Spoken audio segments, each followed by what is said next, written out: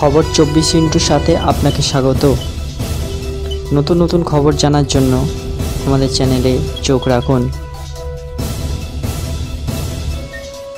নমস্কার দর্শক বন্ধুরা, স্বাগত আমাদের এই চ্যানেলে। 2017 এবং 2022 দুটি টেট নিয়েই অভিযোগ উঠেছে। এইবার 3 সদস্যের এক্সপার্ট কমিটি গঠন করার নির্দেশ দিলেন বিচারপতি হরিশ ট্যান্ডনের ডিভিশন বেঞ্চ। আগামী 14 দিনের মধ্যে রিপোর্ট জমা দিতে হবে ওই কমিটিকে। ওই কমিটিতে থাকবেন প্রাথমিক বোর্ডের একজন সদস্য, কলকাতা বিশ্ববিদ্যালয়ের একজন প্রতিনিধি এবং বিশ্বভারতী বিশ্ববিদ্যালয়ের একজন প্রতিনিধি। যদি এই প্রশ্ন ভুল বলে প্রমাণিত হয়, তার জন্য নম্বর বাড়ালে উত্তীর্ণ হতে পারেন কয়েক লক্ষ পরীক্ষার্থী। 2022 সালে প্রায় 24টি প্রশ্ন এবং 2017 সালে প্রায় 12টি প্রশ্ন ভুল ছিল বলে দাবি করেছেন মামলাকারীরা। আদালত নির্দেশ দিয়েছে প্রশ্নগুলি খতিয়ে দেখবে এই বিশেষ কমিটি। প্রশ্নগুলো আদৌ ভুল ছিল কিনা তা খতিয়ে দেখা হবে।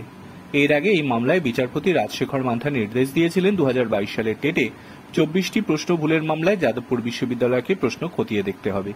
এছাড়া 2017 সালে মামলায় বিশ্বভারতী বিশ্ববিদ্যালয়কে বিশেষ কমিটি করে প্রশ্ন খতিয়ে দেখার নির্দেশ দিয়েছিলেন বিচারপতি রাজশেখর মান্থা। দুটি নির্দেশকে চ্যালেঞ্জ করে ডিভিশন বেঞ্চে যায় প্রাথমিক শিক্ষা পর্ষদ। 2017 সালে প্রাথমিক টেট মামলায় বাংলা, পরিবেশ বিজ্ঞান সহ 3 বিষয়ে একাধিক প্রশ্ন ভুল থাকার অভিযোগ ওঠে। তার ভিত্তিতেই কলকাতা হাইকোর্টে মামলা দায়ের হয়েছিল।